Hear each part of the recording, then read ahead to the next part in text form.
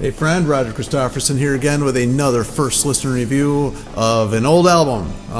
Actually, it's the first listen review of the Miracle by Queen, which actually it's the collector's edition, I guess is what they're calling this one. And the remix of this one was actually done back in 2011, so even that's not new. I guess the new stuff on here is all the extras. I've always been a fan of Queen, love Queen. But I haven't had a lot of their bootleg stuff, or I don't have a whole lot of their obscure finds. So for me, this was something I wanted to get because there's a lot of extra stuff on here. Well, 2 CDs worth of extra stuff anyway.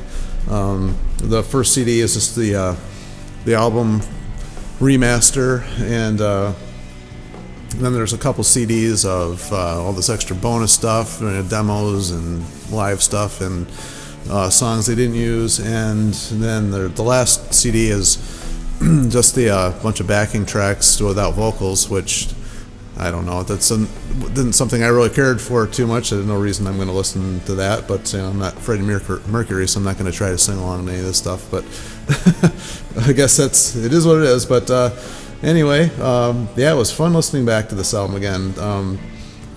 This one. It brought back some memories. It's one of these ones that has like a couple good rockin' songs on it, and then it's got a lot of their weird experimental things on there that they're getting into the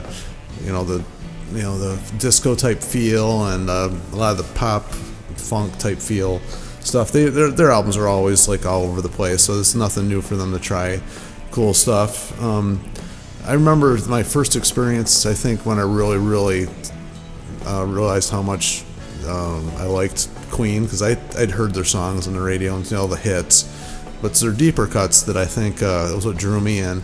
And it wasn't until I saw the Live Aid, and that it's probably with a ton of people it's the same thing. I just remember watching that on TV as it was happening, and the crowd, I'd never seen anything like it. The crowd clapping along with Radio Gaga was like one of the most amazing things to this day that I've ever seen. That many people sing along and clapping in unison to that song. It was just a wave of hands, all singing and having fun and just enjoying life together. And it's still one of the best live video experiences I've ever seen to this day even. And so it was from that point on I started, getting more interested in Queen. And it was like Hammer to Fall was actually the song that I was like, man, I hadn't heard that one before. And like, these guys really can rock. They're not just another one bites the dust and I Want to Break Free and Crazy Little Thing Called Love. They actually have some hard rocking songs. In fact, my band used to play Tie Your Mother Down as our opening song, because, I mean, what better way to get the crowd involved in something than playing a cover song of Queen? Why not?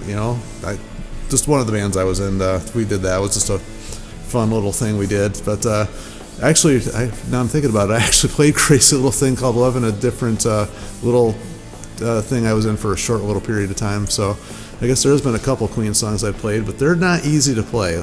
They may sound like, sometimes they may sound simple, but they're not easy to play. None of them are easy to play. I don't care how simple it sounds. None of these songs are easy to play. The big one I remember hearing on the radio when this one came out was I Want It All. Still, I love that song. Great song. And Roger Daltrey singing that at the Concert for Life was like awesome, because The Who was my all-time favorite band. The Who was like probably the reason I got into music, and I play music and I write music and perform music.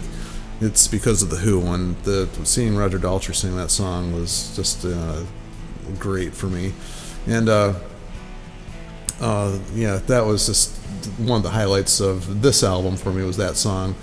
So anyway, listening back to this, it was fun. I had forgotten some of the songs. I haven't listened to this album in quite a while, so it was fun. I mean, The Party is like a weird song. The opening song is a little strange. It's got that disco-y feel that they started experimenting, like I was just saying before. But Khashoggi's Ship, it's got some cool guitar on it.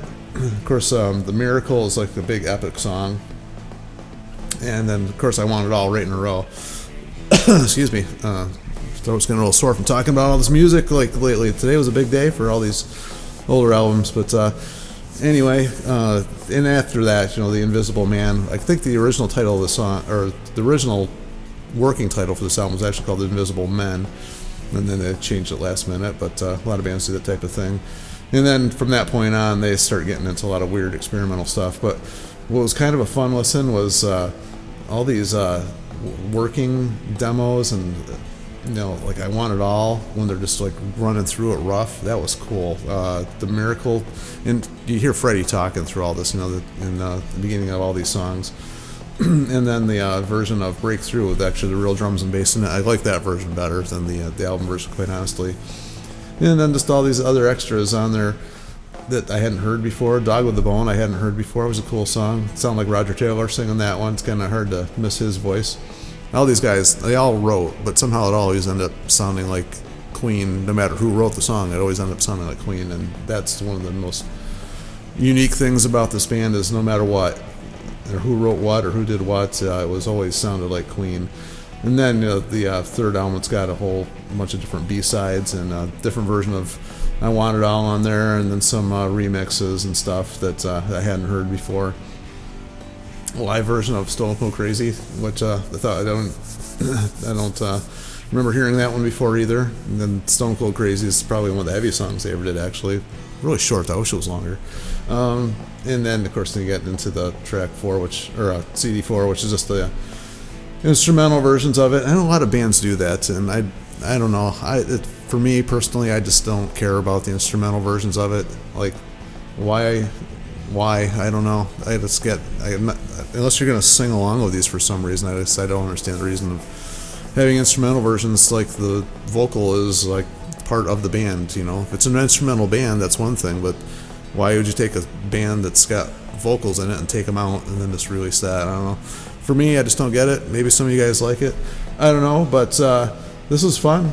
Great addition to the collection. So if you guys are thinking about getting it and don't know what to think of it, just those 2 discs of all the extra stuff was really fun. It was a lot of stuff I hadn't heard before. Really enjoyed especially the like I said, hearing Freddie talking between songs and how they're going to work stuff up, and a little jabbering back and forth there. That was fun. And just the album itself is a good album. So if you don't have this one, it's worth the money, I think. So tell me what you guys think of Queen. What's your favorite album? What's your favorite songs? And what did you think of this one? And how did you come to find them? All that stuff. I love hearing all the stuff about all these bands. It's kind of what this is all about. Just talking about music and just enjoying a good conversation about the bands we love. So make sure you like, subscribe, share, all that fun stuff. And we'll talk to you later. See ya.